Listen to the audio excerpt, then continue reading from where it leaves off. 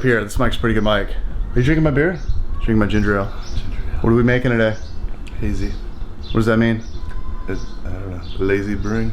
Lazy brewing. Let's make beer. Let's make beer.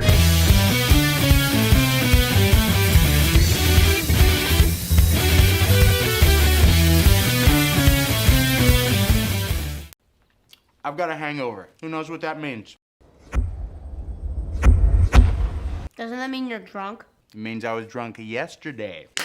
Hey everybody, welcome to Homebrew for Life again. Today we're going to be making a hazy IPA, kind of a new style that a lot of brewers aren't familiar with, and we're going to show you how it's done. It looks cloudy on purpose, it's not a flaw in the beer. The way we're going to make this is we're going to use all the typical stuff like grains, hops, water, yeast, but what makes this beer hazy is the yeast. We're using a very low flocculating yeast, and by low flocculating I mean it doesn't like to fall out of suspension. It likes to just stay in the beer and make it look cloudy and hazy. It also does stuff to the hops that kind of changes the flavor of hops that you're typically used to tasting. And the flavors will change to more of kind of a juicy flavor. So you get this super bright, juicy kind of a flavor.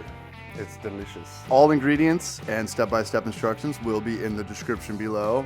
And we're making how big a batch are we making today? We're making 10 gallons of this beer today. If you're used to making 5, you can just cut the recipe in half and it's pretty much cut and dry right there. But it's a beautiful hazy day. I drank a little too much last night, so I got a hazy head. So let's make some hazy IPA. Paying for it, but show's got to go on, right? Yep. Let's live our lives. Yep. Let's do this. Let's get our mash going.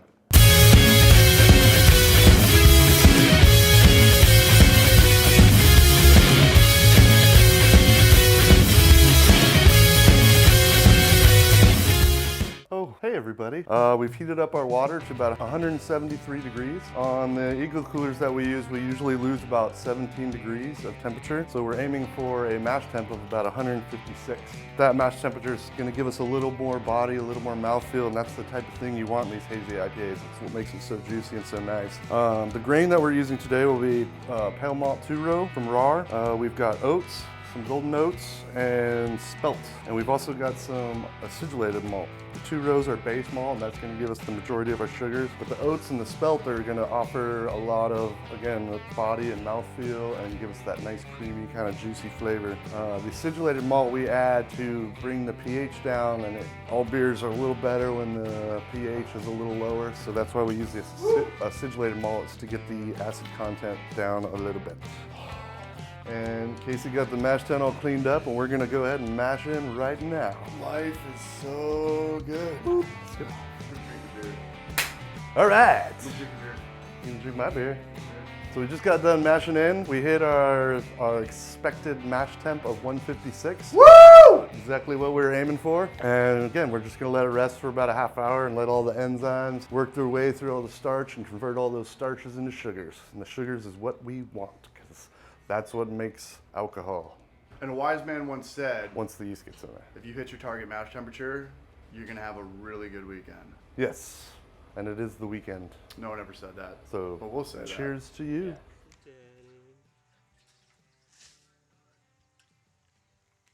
It's got some nice foliage.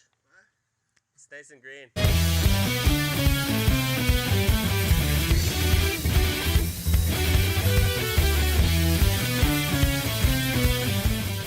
Hey everybody, it's me, Maury Fletcher again. We did our mash rest for about a half hour and we heated up our sparge water to about 175. We're gonna go ahead and get going on vorlofting, which is a German word for recirculating. We're basically gonna pour liquid from the bottom of the mash and pour it over the top of the mash. And we're trying to get out any like chunks of grain, stuff like that.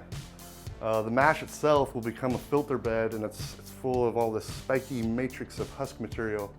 And by pouring over and over again over the top of it, all that chunks of grain and dust and things like that will hopefully get caught up in the mash bed itself, and we'll eventually start pouring more of a clear liquid. Once that happens, we'll start running that liquid into our boil kettle while pouring our sparge water over the top. And the sparge water is nice and hot, and it's going to rinse away all the sugars from the mash, and we want to collect all those sugars into our boil kettle. Once our boil kettle's full, we're going to start boiling and adding the hops that make this beer nice and hoppy and juicy. And once you're done cooking your hops, cool your wort down however which way you know how. With my homebrew setup, I can cool down 10 gallons of wort in under about 20 to 25 minutes. Once your wort is cooled down, go ahead and pitch your yeast. I've got to break it up into 2 different carboys, and I'm pitching half of my yeast in each carboy.